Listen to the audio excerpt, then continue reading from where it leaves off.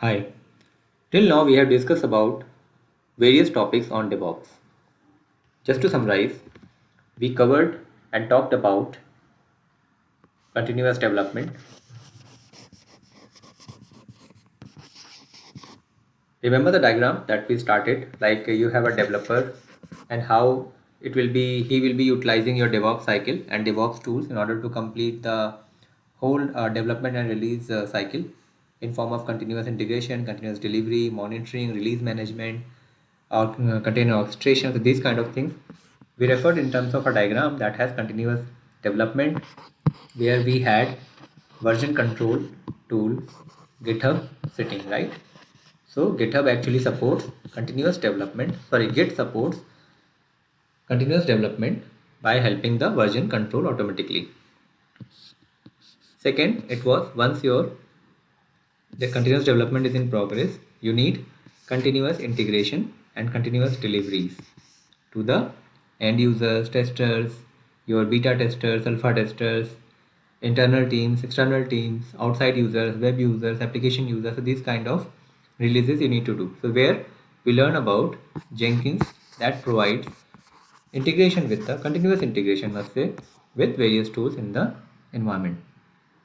Then we saw about how we can do deployment and packaging of the softwares or modules that our developers are developing. And there we learned about Docker, which was providing an efficient way of deployment using containers. Then we talked about a tool where we need to manage our server's configuration, endpoint configurations automatically, and that was using Ansible, right? So Ansible gives us a way of doing configuration management automatically on the target machines. Later we discussed about container orchestration using Kubernetes, right?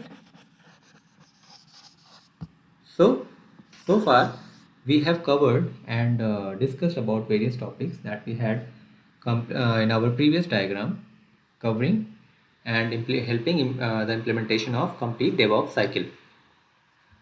The last thing that we had, like when we have continuous deployment done on testing servers, say we have testing servers here, testings are also being done automatically using various continuous testing tools like Selenium, JUnit, etc. Now this testing feedback reports need to be shared with the developers automatically, and this is being taken care by our continuous monitoring tool that we are going to discuss in this session. And this is the last topic of our whole DevOps tutorial. So this will help you understand how you can implement DevOps completely in your IT environment and how it will help you speed up your whole IT life cycle or whole software life cycle from development to the end users. Okay. So let's discuss about continuous monitoring. The first thing we will see here about the agenda that we are going to cover. First we discuss about continuous monitoring, what is continuous monitoring and how it helps. Then we will see a very popular tool, Nagios, that helps us implementing continuous monitoring in our environment. We will also see, apart from Nagios, what other tools are available in the market that we can pick if we do not want to go with the Nagios software. Then we will discuss about Nagios in more detail. We will discuss about its architecture, how we can use it for monitoring services, applications, server, etc. Then we will discuss about Nagios plugins, which are backend of Nagios. These plugins need to be available and installed along with the Nagios installation so that you can connect with the remote machines, whether they are Linux, Windows, or any other type of devices. Then we will here we will also see about various hands-on sessions where we will see installation of Nagios on our master machine, or you can say Nagios server machine, and we will also see how we can install plugin and connect our client machines to the Nagios server and monitor them on the Nagios console. So this is the agenda that we are going to cover in this continuous monitoring session. So let's discuss about continuous monitoring. What exactly continuous monitoring is? Continuous monitoring is the process and technology used to detect compliance and risk issues associated with an organization's financial and operational environment. The financial and operational environment consists of people, process, and system working together to support efficient and effective operation. So everything that you have deployed in an IT, especially using DevOps. Before DevOps, we had different ways of monitoring our servers, machine. We had manual monitoring. Somewhere we had automations. There were various tools like they are still existing and they are still being used. Where we have traditional IT practices being followed, like BigFix. We have other kind of like monitoring softwares that are getting used heavily even nowadays also. But with the requirement of DevOps being getting popular, we had a requirement of doing continuous monitoring of the environment where we do not need any human intervention. The systems components that are being deployed in the DevOps, they are serving the end-to-end release, the recurring cycle of releases. They need to be continuously monitored for any bug or issue in the developed modules, in the deployed servers, the network devices, integration devices, even in your Jenkins. If you want to check for any bugs in your containers issues, resource monitoring, resource crunches, everything that you have deployed in your monitoring, deployed in your environment, that need to be monitored. This is not about the resources and health check and even with the software modules only, even the security risk. If someone trying to attack your environment, if someone trying to breach the security, if your softwares are vulnerable to the threats, these all kind of things need to be continuously monitored because attacks can happen anytime in your environment. Your software can crash anytime. Your application can get heavily overloaded. Resources may get exhausted. You may not have CPU, memory, storage to run your recurring resource request coming from the end users, from software devices. So these kind of things need to be monitored when you have continuous releases and you need to have your services available 24/7 to the end users. You do not want to get impacted with any downtime even for 5 minutes, because every minute of downtime can incur a significant cost to you and your company, right? So this is where we needed continuous monitoring softwares to monitor our environment, infrastructure, applications, devices 24/7 to avoid any kind of compliance, security, or operational risk in the system, right?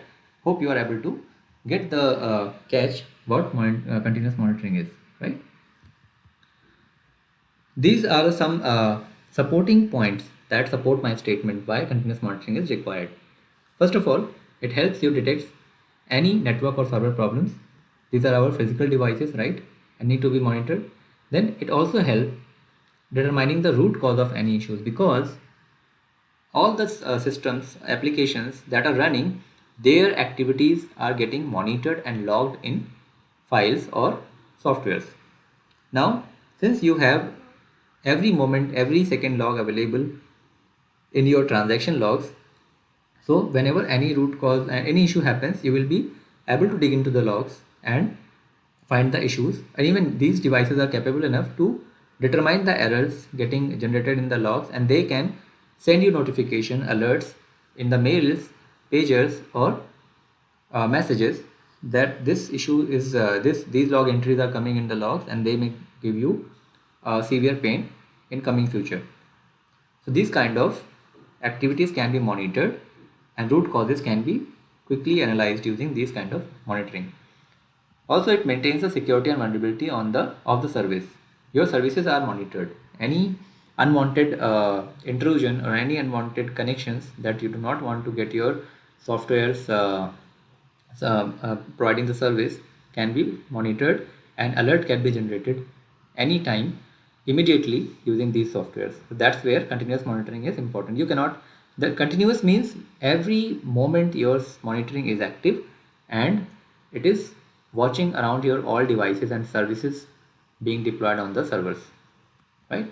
It monitors and troubleshoots server performance issues also. If you are having a server performance because of system bugs or because of application overuseness or any other reasons, they will again generate the alert and get you notified with the defined means. Then it can respond to issues at the first sign of problem. As I said here, all logs are getting monitored, every log entry is getting monitored. So the first error that generated in the log will get you notified, and here you can take proactive actions in your environment based on the notification you got, and you can fix the issues before they cause any downtime in your environment, right? The last point is it monitors your entire infrastructure and business process. You are free to choose what component you want to monitor. You can choose a subset of devices. You can like production devices only. You want to monitor your test devices. You want to monitor your web servers only. You want to monitor your SSOs. You want to monitor your applications only. You are free to choose what software you want to integrate with the monitoring devices, that you can do. And if you want to monitor all the devices, means all production devices in the infrastructure, then you can do so, and you can get your system 24/7 monitored, continuously monitored and protected. So these are the features why we need a continuous monitoring in your environment that is especially running DevOps and that needs 24/7 availability to the clients or end users. Understand? So this was a diagram that I was discussing here, that I explained you, right? So we have already covered version control. We discussed about continuous development, integration, testing, deployment, everything, right? So testing is not part of this course, so we are not talking about this, but continuous testing is again a mean of using a supported tool like Selenium or JUnit to have automated test cases that are running against your modules that are being developed by our developers.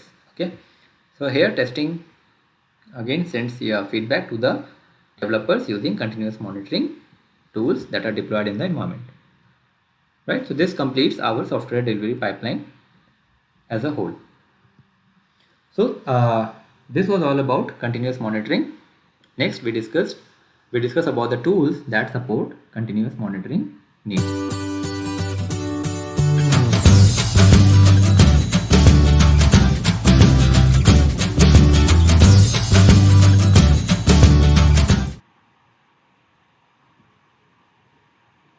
In last session, we discussed about continuous monitoring definition and the features that it offers to our monitored environment. So let's see what are the tools available in market to support this continuous monitoring needs. So at a bigger picture, we have listed here 3 major tools that are sharing most of the market share in terms of continuous monitoring requirement. So one is ELK Stack, which is a combination of 3 tools: Elasticsearch, Logstash and Kibana, that in combination is very popular to provide you continuous monitoring for your whole IT infrastructure. Then comes Nagios, that is again a very popular tool, and for this we are going to discuss in this session in detail about implementation and integration with your target devices. Then the third is Splunk, which is also a very popular tool to fulfill your continuous monitoring needs, and that if deployed, it can monitor your complete IT infrastructure, including software, servers, applications, networking devices, storage, everything can be monitored at Splunk, and that can be again integrated with your messaging devices in order to send you notification. So these all 3 devices are capable of sending you notification about any misconfiguration or any issues in your system. So let's see in next session about the continuous monitoring tool Nagios in more details.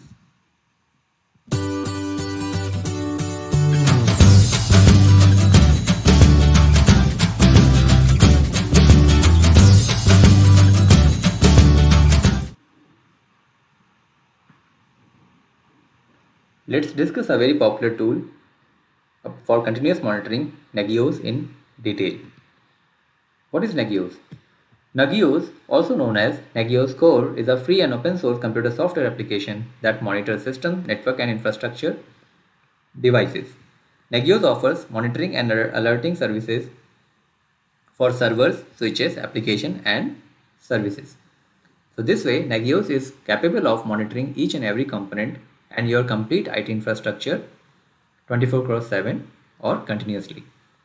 So that's where Nagios stands a very strong software to fulfill your all continuous monitoring tool, and that we'll be covering in our coming sessions in detail. Next we discuss about Nagios architecture. in upcoming session.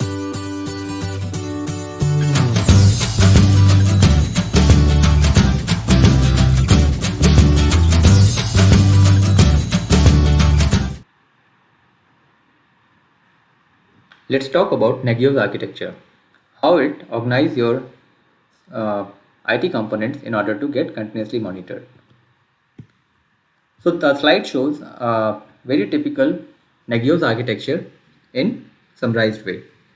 Here, Nagios provides us a GUI, a graphical user interface, from where we can monitor all the devices integrated with Nagios.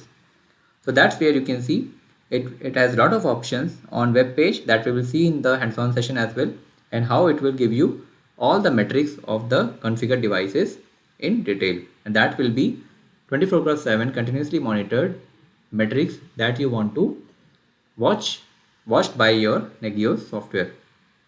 Nagios can have a scheduler where you can schedule your various activities to get monitored by the Nagios. Also, Nagios provides you various plugins that are that help you actually integrate and connect with your remote devices or clients that want to get monitored with the Nagios software. Okay, so these can be NRP plugins that monitor Linux devices, or that can be other type of plugins based on your target device type. So let's see the first component in detail. The first thing, as I said, it is a web UI which can be used to check the status of the host and services. This will give you the status of your connected devices, about the healthy status, the unhealthy status, everything can be viewed here on Nagios Core UI. Next is scheduler. As I said, the scheduler does a job of scheduling checks, that is what to check and when to check. So that means you can schedule the activities or monitoring checks that you want to get monitored by your Nagios at some schedules as per the requirement. This is done by scheduler using job that you can create for scheduling checks. Third is Nagios plugins. The client do not have Nagios installed on them. That means these are the target devices that you want to get monitored. So client do not need to get Nagios installed. So hence the log data of clients are sent through plugins. So this way your clients are integrated with the plugins, and they can send the logs and the generated events to the Nagios GUI or Nagios server with the help of these plugins integrated. So this is a typical architecture of Nagios implementation. In next session, we cover installing Nagios in detail.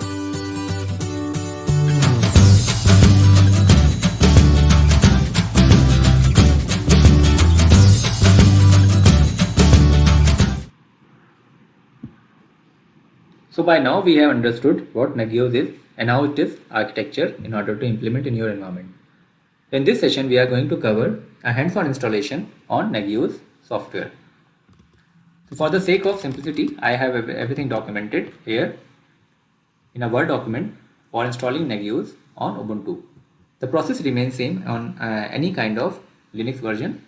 So what we need to do as part of the installation, we need to first install and configure the master server, which can be called Nagios server or master, and then we need to install required plugins on slaves, and these slaves can be get monitored when they are connected with the master server using Nagios plugins. So let's start with the exercise. Here I have already set up two Google instances. One I have created as server, that will be our Nagios master, and other is client one, that is my Nagios client. Okay, that will be a candidate machine that I want to get monitored with the Nagios server. So I am already logged into these machines. This is my Nagios server. You can see I am logged in with Ubuntu user, and this is the server machine. And second is my client machine, which I want to get monitored with the Nagios. By default, server already get monitored by the Nagios core software.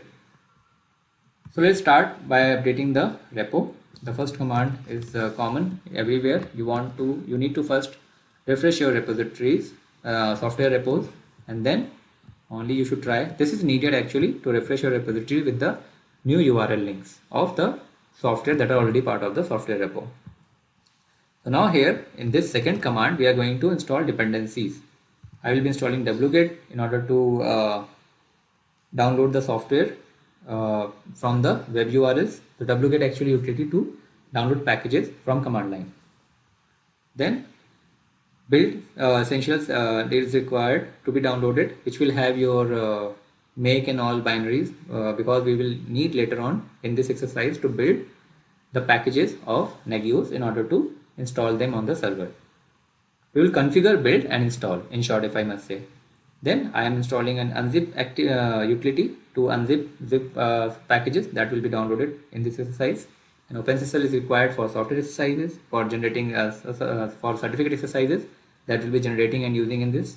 And libSSL dev is required in order to have SSL libraries, developers libraries to support SSL certificates in this exercise for Nagios operations. Okay, so this command I will be running here on master. So if you see here, these all commands installing Nagios should be run on master only. So just give your confirmation yes, and let it install all the packages. The next is, once dependencies are installed, we will install Apache. Nagios works with Apache in order to provide you graphical user interface. Then PHP is needed in order to, because Nagios files are PHP files, this is needed to be build your Nagios package.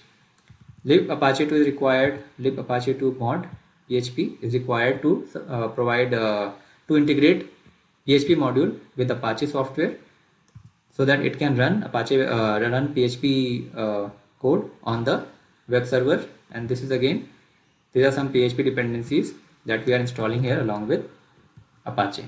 So this command I will run once above command completes successfully.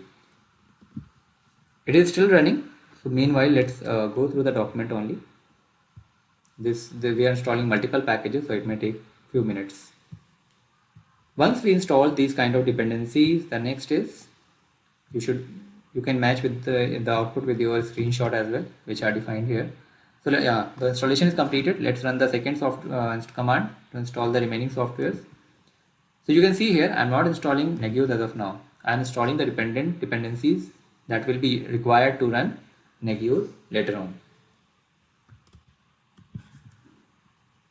Next step will be, once these Apache and all are installed, we will need to create one Nagios user on my master server. Why Nagios user is needed? This is needed in order to run your Nagios operations. So our Nagios software will run using this Nagios user only. Later we need one Nagios group also, Nagios NAG-CMD, I am giving it a name. So this group is needed to run, which will be to which Nagios user will be part of, and I will give all operations access to this NAG-CMD group when I start my Nagios server. Okay, so let's see. Yeah, so all the operations and softwares are installed that I gave in the previous command. Let's start creating this user. So the add user is a Linux command which adds a user that you give here as an input. So this add user has completed. Next I'm going to create the, yeah, this is not completed. I need to give password for it. So I can give any password.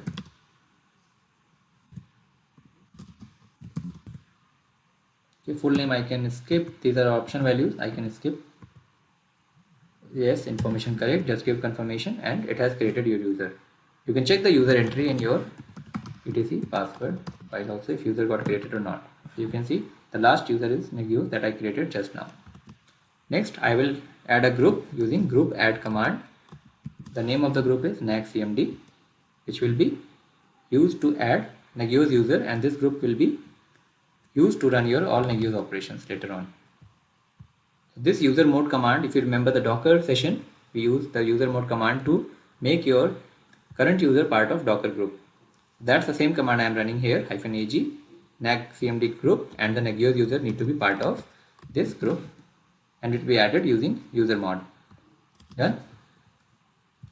Next we are going to make this group part of, sorry, this www data user that exists by default to the NACS CMD group. So these two users need to be part of NACS CMD group. So the operation should complete successfully. If you are getting any error, you need to troubleshoot that. So far we are good. We have completed all the steps successfully. Next we will start the Nagios installation by downloading the Nagios 4.4.2 tar package.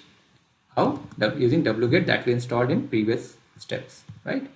So every component that we have installed will be utilized in the installation. Yes, the file is downloaded. You can check in your directory this Nagios 442.tar.gz that I downloaded using wget. Next, I want to untar this file using tar-xzf. This command will be used to extract the tar.gz file locally. So if you check, your file has been extracted and you can go inside it using cd and do the required configuration steps. Just go inside the Nagios folder and let's see what we have inside. So you see all the required files. These all are this is developer package, so where we have all the core files available in order to install our Nagios software. So here we need to run some configuration steps. The given command make the required configuration. How? You need to have one. If you check, you have a configure binary here. This configure binary is used to make required configurations in your Nagios before installation. What I am going to configure here, remember you need to be a root, so I am using sudo with all the command. Then the configure binary will be run as root with command group. So here I am mentioning in the configuration that my command group will be NACS CMD that I created in the previous step. Using configure, I am setting the group using which my Nagios will run. This configuration is getting done. It will run several steps to get your configuration set up, and you can see the end result here, creating sample config in this sample config file. So if you check this file, you will get config file available that we will check in next step, and it will give you configuration summary here that will be used to install the Nagios. What is configuration summary available? Executable is Nagios. User group will be Nagios that we have already created, and that is already part of the NACS CMD. The command group we already configured with the configure, so that is reflecting here. Event broker, yes. Installation location will be this. If you want to change, then again you need to run configure with this path. So by default I am using this user local Nagios default path for my installation. This will be using include directory. This directory, Nagios directory, will be included. Log file will be renamed this run nagios.log. What is log file? When your Nagios is running, it will create a log file so that it is secured. Second process should not run because this will protect the current instance of Nagios that is running. Check result directory is this. Init directory will be this. That will initialize. Apache config directory is this. That should be created already. We can check because we have installed Apache as the first step. See, this site is already available. Here we are going to add Nagios configuration file in later steps. That because we are going to monitor our Nagios code using Apache web server. So these are kind of configuration you can verify. Since we have got this configuration successfully, we are good to install the Nagios. Let's refer the document. Yes, we have got the same output and we are good to install. So for the install, we need to first make the code. Remember the C. This is following. We are building this packages using make, and this will run multiple steps in order to make the whole package. Once the make is successful, we need to verify, and then the last summary should be like this. If everything goes fine, we will get this kind of line enjoy, and the make is completed. Once make is completed, we need to run make install in order to install the Nagios. So this will take a few moments in order to complete. So let's go through the document until it completes the packaging of the Nagios package. Okay, so it's completed. We have got successful message as enjoy at the end. So now we will run sudo make install. Installation is in progress, and let's see if this is done. Yes. So this is kind of make has been successful, and the directory that it ran you can get in the end of the command output. This is the same command we have received. Now we are going to run sudo make install init. Init will be installed using sudo make install init. Okay, this will initialize the Nagios service here. You can see user bin install has been configured to this libsystemd service, and with this nagios.service.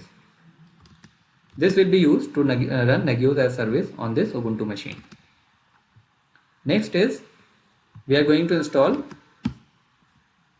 config. Okay, so this will be run as sudo make install config.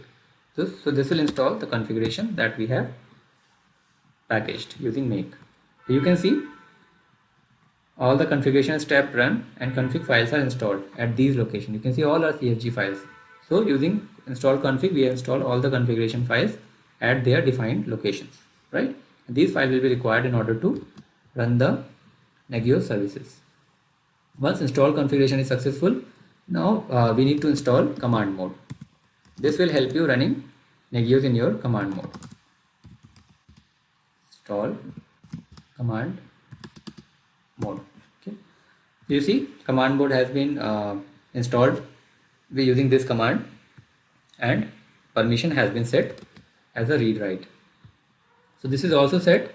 External command directory configured. You can see the output here. So all set till this point. Next is we have event handlers available here in this contrib event handlers location. If you check here, you will have this file available here. This file, this directory has all the event handler files that will be handling the event happening in your environment. So you can see these kind of handle files are available, like active service check, notification, enable notification, disable notification. These kind of operation will be performed by these handlers. You can suppress the notification if you want to disable notification. You can use enable notification to enable notifications, right? When you want to start getting the notifications, this kind of handler will be used.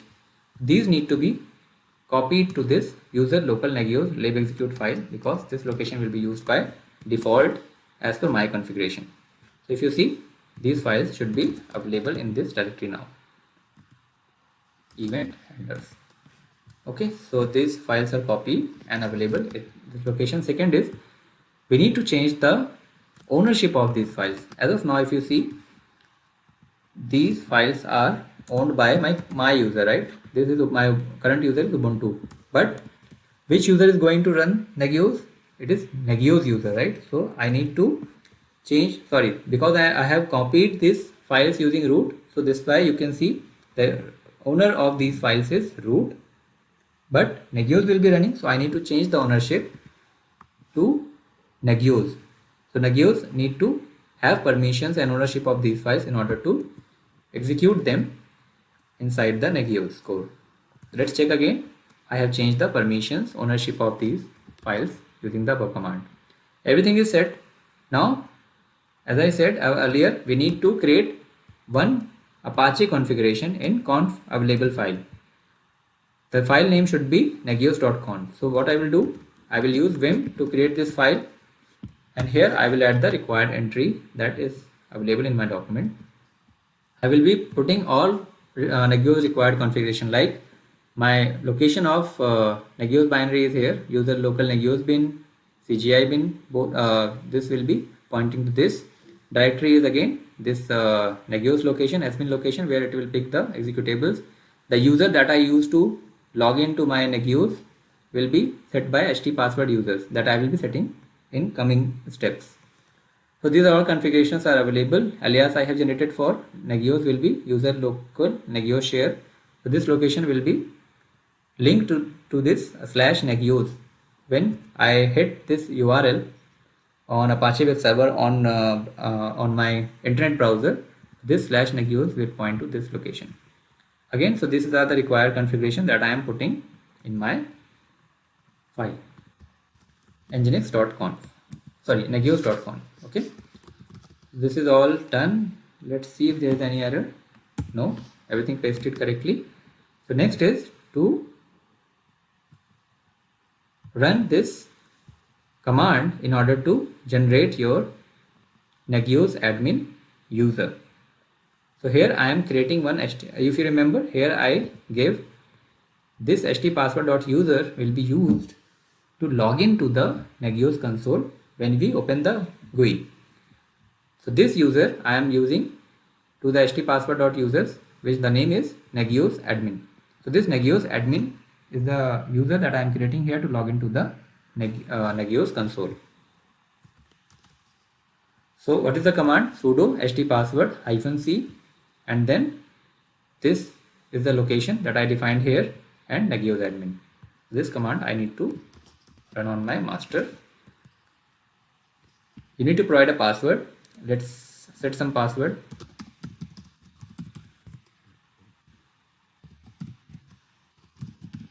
Okay, so adding password for user Negios admin is done successfully. Next, we need to enable the Apache configuration using this command. So this is Apache command which I need to run for Negios. Negios is given here, that will pick automatically negios.conf file that I created with the above content here in etc apache 2 conf available negios.conf file. So let's do this. It has enabled conf negios, means this file is enabled now. To activate new configuration, you need to run systemctl reload apache 2. So in order to get this configuration reflecting in my Negios, I need to run reload apache configuration. But before that, I need to do one more thing. I need to enable apache configuration for CGI rewrite. So that is also done. Later I will reload at one go. I'm not restarting again and again. So since everything is done, I will reload Apache 2 service. Either you can use service command or you can use systemctl command. Both will work similarly. So let's reload and check the Apache status. What I can do? Systemctl status Apache 2. So you see, after reload, the Apache service is running successfully and it is ready to serve my Negios GUI. So let's go to directory back, and here I will do some plugin installation in order to support integration with client devices. Okay, so this is where I will be installing NRPE plugins, and this NRPE plugin we will discuss in coming session in the slide. So let's download Negios plugin soft package here, tar package here, and let's see if it is downloaded correctly. Yeah. So Negios plugin is downloaded successfully, and next I need to untar it, means extract the files here in directory. You can see this directory has been created, and I need to go inside it and do the same steps like configure with which user I want to run this plugin with Negios, and the group will be Negios and with OpenSSL. So here I am using Negios user and group for this operation. Okay, so let's go inside Negios plugin and run this configure operation like we did for Negios. Meanwhile it is running. Let's see the next step is again make. We need to make the package with this configuration that I did run after changing the user or adding the user for Negios configuration. And then once make is successful, we will go for install of this Negios plugin. So it may take some time while plugin is getting make. Then once plugin is installed, we will again go back and start our we will add some Negios configuration in negios.conf file in user local Negios etc negios.conf file, and we will change or we will uncomment this line in order to mention which directory server directory I want to monitor, means where my client's entry will be available in order to get monitored by Negios. So there are two ways using which you can mention in this negios.conf file, and we will see it later on. Let's run. This was make is run. sorry, configure is run. Now I need to run make.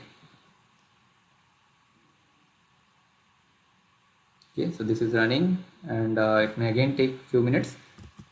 So here I was telling you there are two ways. You can monitor a complete directory for server configuration that you want to monitor, or you can, now anything you place in this config directory will be picked by your Nagios and added to the monitoring.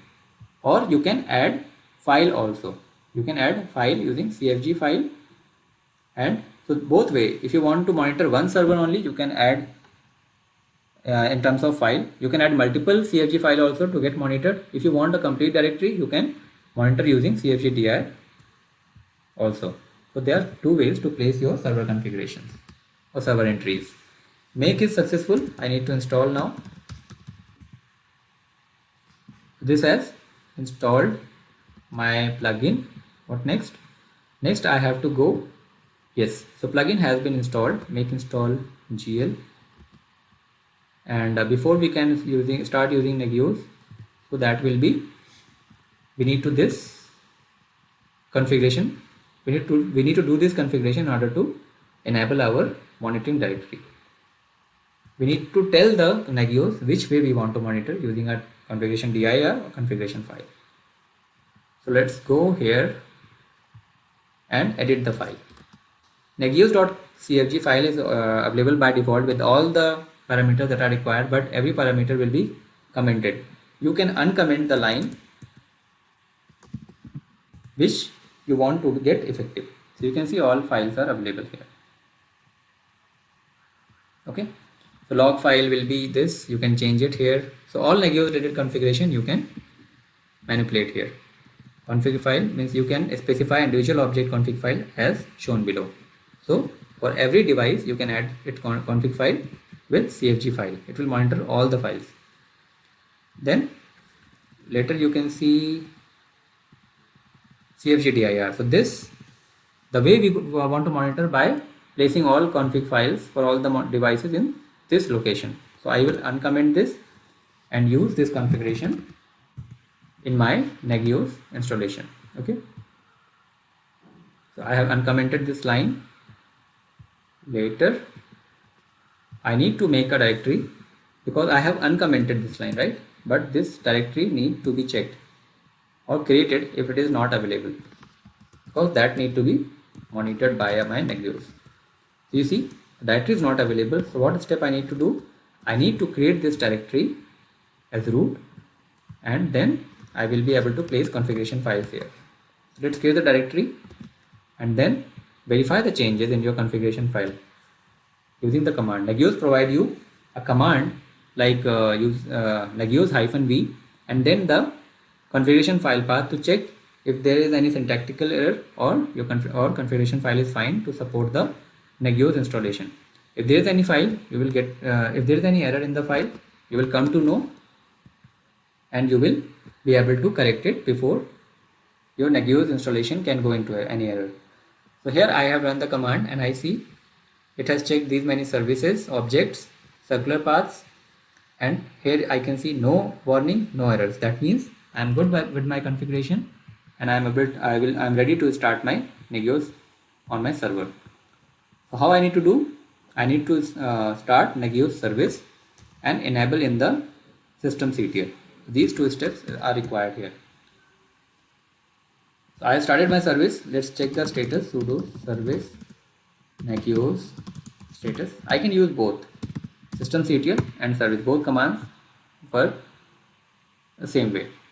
You can see Nagios is running. I want to enable auto start of this service whenever server reboots. So I can do using systemctl enable. This will add a symbolic link to the Nagios service to the system in order to manage this service with servers up and down automatically. So this is done. Now I should be able to access this Nagios software from web browser. So let's try. I need to get my master IP. You can get the master IP from the Google Cloud Console.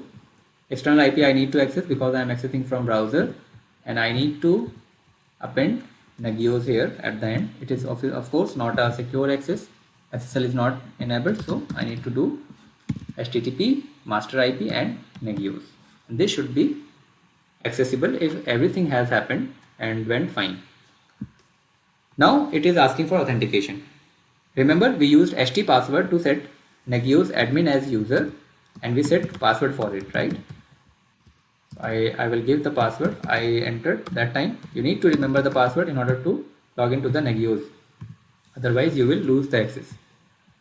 So this is where you can see my Negios core master is successfully accessible, and I am ready to get all the devices monitored inside it. You can see a lot of options available: home, documentation. You can refer to the documentation of Negios on the same page. You do not need to go anywhere. Tactical overview. You can see here you have all devices and all event handlers, means monitoring features that are provided with your Negios installation. You can see all available here. Okay, host health check is fine. Service health check is green. Green means everything is fine. Here you can get the summary. Network outage is 0, host 0 down, 0 unreachable, 1 is up and running. Which one? The local host where your Negios is running, that master one. 0 pending, critical 0, 3 okay. All, even you have click option, you can go inside and check the status of more details about the status, like up 1, down 0. All dashboard can be seen with lots of interesting details about monitoring. Okay, here also you can go to map, you can go to host. Here host, you will see all the hosts that you have added. Currently only master is added, so you will get it as a local host, and you can go inside and check all the metrics here about the monitoring. Host status up, ping okay, performance data, current attempt. So lots of metrics are enabled by default with Negios monitoring, and you can see all status here. So now next step will be that we will try to add one more host client to get monitored with the Negios core. This all about Negios installation. Let's meet in next session.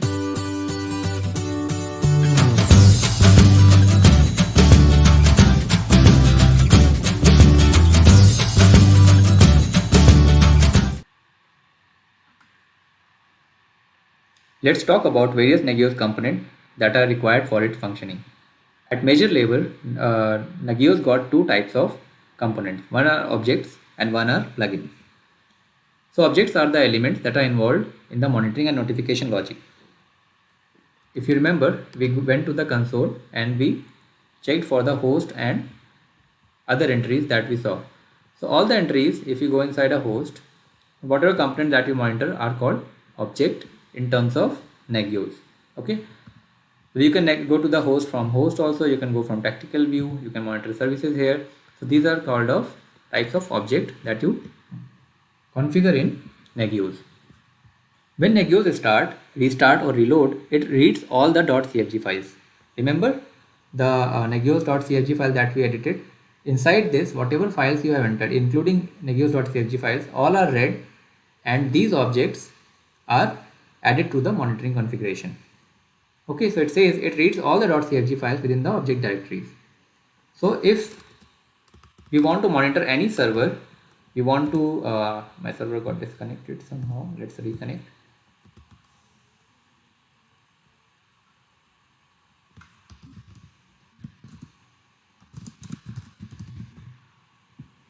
Okay, so if you remember, we created one directory with this name, which we had added in Negios.cfg file.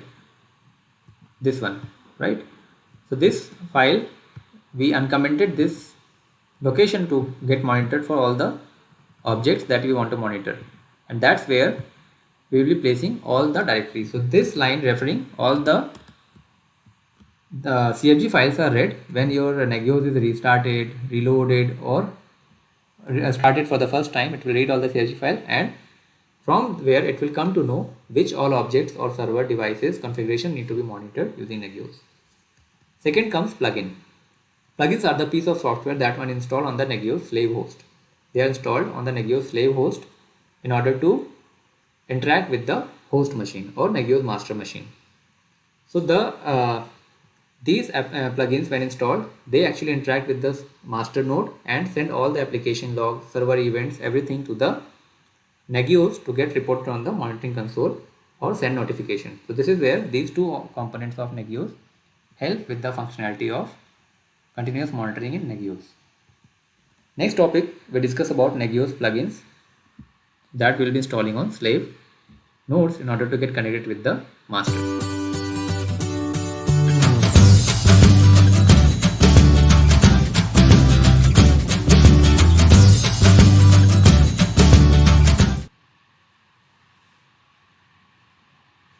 In last session, we discussed about objects and plugins.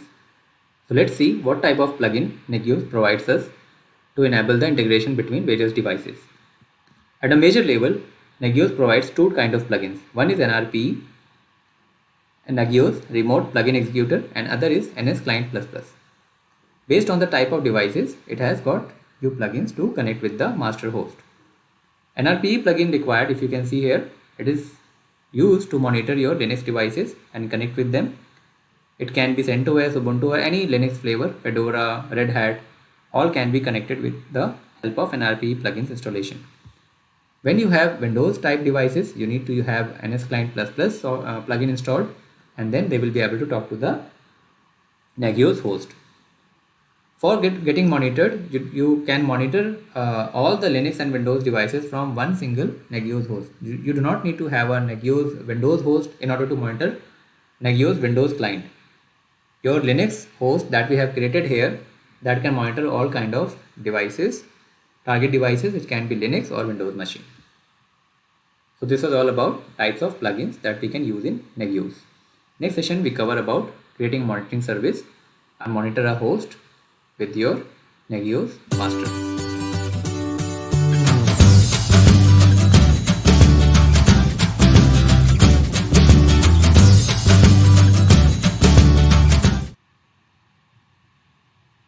Let's try to connect a Linux device that we have already set up in our Google instance and try to create a monitoring service on top of it to get monitored by the Nagios. Let me open the document for same, and I will be using it for creating a monitoring service. First, I will connect the device with the host and Nagios host or Nagios master, and will create a monitoring service that will be of type HTTP service to get monitored by the Nagios. So let's go on the slave machine that I have already connected. This is my slave machine, right? Client 1. I will be using Ubuntu user. You can use a user of your choice. That's not a criteria. And let's run. First, we need to refresh the repository, and then we need to install the dependencies. Here also we need to install Apache as a dependency to make my connection with the host. Okay, so let's install Apache and press yes. So once Apache is installed, we need to check the status of Apache. It should be up and running. If not running, then you need to go and use systemctl start or service Apache to start in order to start the service. Ideally, it should be running after the installation. So this is the progress, 98%. Meanwhile, we can go through the document.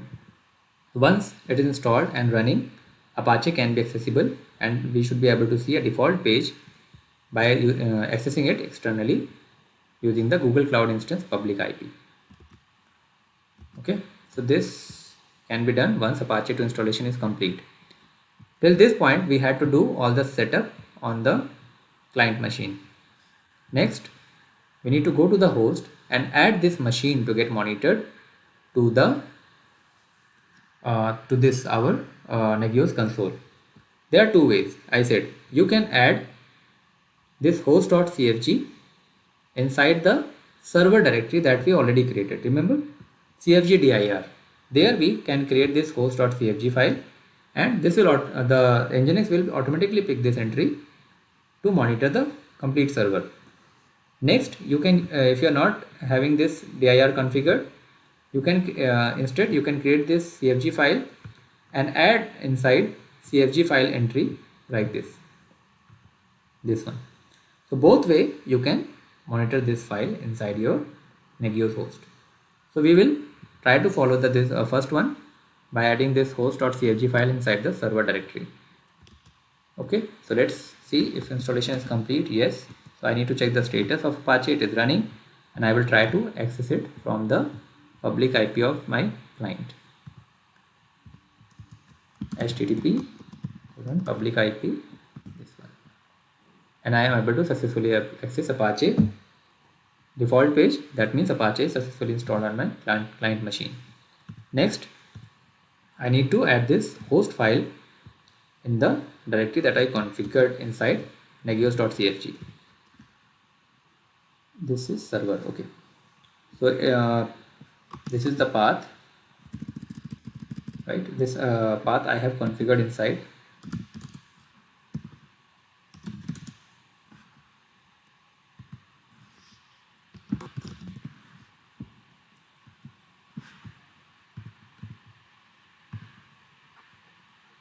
This is my nagios.cfg. Let's verify it is the same path as this one, user local nagios etc servers. Okay, sudo vim. So it is user local nagios etc server. So both are same. So I am good to create my file inside this directory and it will get automatically picked by the configuration. Sudo vim host file. You can give any name. Host.cfg I am giving. You can give any name and it will be picked by the Nagios master. So this is the content that I have populated. Let me paste and then I will try to explain you.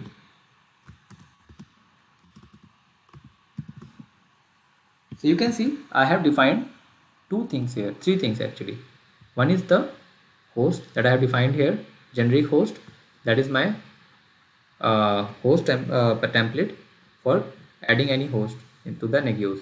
Second is the host, the target host that I am adding to the Nagios configuration, and here I need to edit something, these informations, like what is the host name. I need to give my server name here. I need to give the type of OS that my server has deployed and the address of it. These three entries I need to correct, and then only my Nagios will be able to communicate to the host.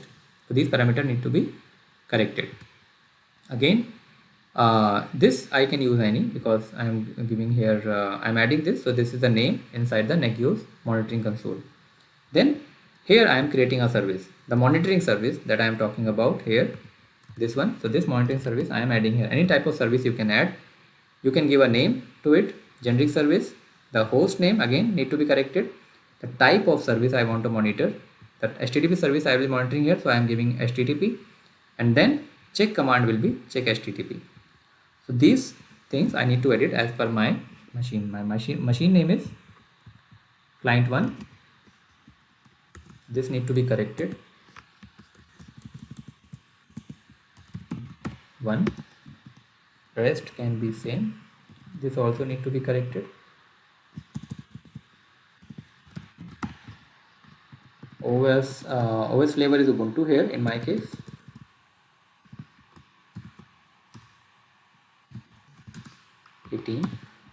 And the IP I need to get from here. It should be internal IP, not external one. So make sure you are giving internal IP of the host, not from the Google console. You can check using this command. This is my IP. This I need to put here and update. So these changes I have done successfully. This is my host entry to the Nagios host, and this is the service I want to monitor. This is ready. Next, I need to check if this configuration file is correct. How we can do? We can again run Nagios command on this configuration file, and it will automatically check the command is the syntax of the file is correct or not. So you can see, check 9 services, 2 hosts. Now entries have changed. I have added one more services. So here from 8 services to 9 I can see. From 1 host to 2 hosts. 1 host group is there, and there is no error or no warning. So my configuration is correct. Now I can go and reload my Nagios in order to get the configuration, new configuration reflected. Without restart, configuration will not take effect. So that's the step you need to check, and once it is done, you can check the status also. See, active and running 6 seconds ago. So that was successfully restarted, and now I should be, if I go to console, here again I reload, and I should be able to get two servers added here. Remember, we had only localhost, the master server available here, but since I added a configuration for client 1, I am able to get this monitored by the Nagios successfully. So I am inside my client 1 machine, the slave machine, which is getting monitored by the Nagios, and you can see all the status, host status, status information, performance data. Everything looks good because it is showing green status. So this is where we have successfully added this machine, and I am able to get the host status correctly, right? And one thing, if you want to go and check here which service you have added, so you can go inside this host and client 1, and you will be able to see the service that I have added here in, sorry, I need to go to services, and here you can see the service that I have added manually. So for localhost, we had all these services defined. If you check your localhost, then you will be able to see these many services in localhost configuration, while your client configuration that I just did, it has only HTTP service by adding this entry. Remember, we added one entry for it inside the configuration. This was HTTP service. So this client has only one HTTP service created, so that's where you are able to see only one service for it, while your host has many. If you want to see all these services configuration, you can go and refer your host file also. I will show you that again. You can go to the master server, check sudo vim. This is your localhost configuration file. So if you want to check all the services that are getting monitored for your localhost Nagios master, you can go and do cat. See, let me open in Vim. You see that this is the localhost entry, or the host entry for it. This is a localhost for it, right? For Nagios, its master is a localhost, so you can see host name, alias, address, everything. Same file you can copy for any host configuration also. If you don't have the template, you can copy this file and create a new entry for your connecting server. You got a host group, you got a service, you have local services here. You can see local service is created here, and that's where you can see a local service here for monitoring the load and all. Then you get again a local service here for root partition. So the first service was local service and the name was ping, and you can see a ping service created here. The second was root partition. For root partition you can see a service here, right? Third, you can see a current user service, and this is again here's current service, right? So every service has details available. You can go inside and check all the parameters. All are clickable. Then I added total processes monitoring using this check local process 250 for all parameters. So local process also can be, total process also can be seen here. So if you go inside, you will be able to see all the parameters. So this way you can add any number of entries in your this client also, right? If you want to add one more, now if you see, the HTTP status was pending earlier. After some time it was able to do handshake successfully with the client machine, and it is able to get the green status. If was not successful after some time, you will get a red status like critical or something here again. So this is how we have successfully added one host to the Nagios monitoring, and we are able to monitor. That's all about this session. We have successfully completed our Nagios tutorial, and this was all we had to cover in Nagios topic. Thank you for attending. Keep learning and keep enjoying the DevOps session. Thank you.